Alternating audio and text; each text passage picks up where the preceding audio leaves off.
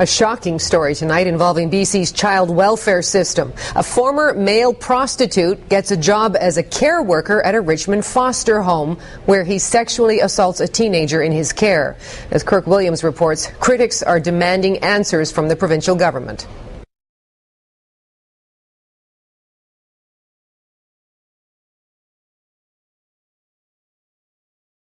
Now with more on this, Lisa.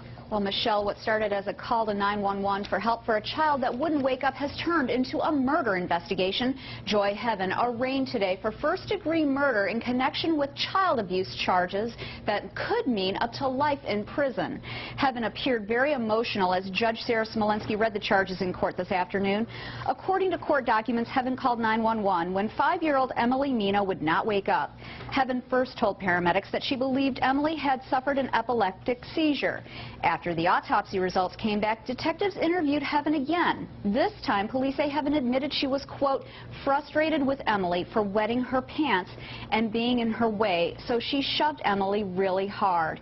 Emily's feet went through the air and she landed on her head in the kitchen, knocking her unconscious for a few seconds. When she woke up, Heaven told investigators she sent Emily to bed. About 2 hours later, Emily woke up and vomited, then passed out. That's when Heaven called 911. After 2 days in the hospital, July 17th, Emily was taken off life support and passed away. Heaven's family did not want to comment after the hearing. Judge Sarah Smolenski set the bond at $10,000 this afternoon.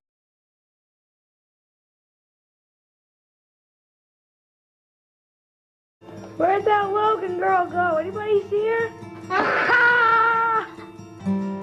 When she was 2.5 years old, Logan was taken from her mother and placed in foster care, despite the fact that there was no evidence of abuse or neglect. Was she really in jeopardy? It doesn't appear that she was. That was the conclusion of a PBS Frontline investigation produced in the months following Logan Marr's death. DHHS became involved in the lives of Christy Marr and her daughter Logan after a phone call from Christy's mom claiming that Christy was too immature to be a mother. That phone call led to intensive DHHS oversight of this young family. I was never accused of being an abusive or an unfit mother. Just had things I had to work on is how they claimed it. By the time she was 5, Logan and her younger sister Bailey had been placed in 3 different foster homes. As the Frontline documentary shows, no matter how hard Christy Marr worked to follow DHHS directives, she eventually realized that the state of Maine was not going to reunite her with her daughters. Back then, says Dean Crocker, maintaining the bond between parent and child was not a priority. I think the big flaw was that, while we said we were family-centered, we really weren't. We were very much child-centered.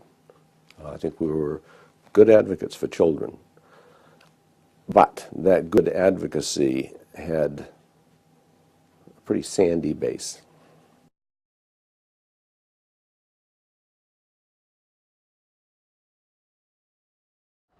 My name is Diana Holden. I'm 36 years of age. I'm an author from Abbotsford, British Columbia, and I grew up in foster care the majority of my life.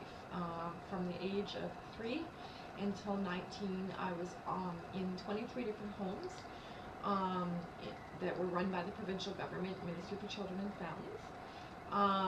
And I was physically and sexually abused in several of the homes. And these homes were never shut down. And some of them are in still operation today.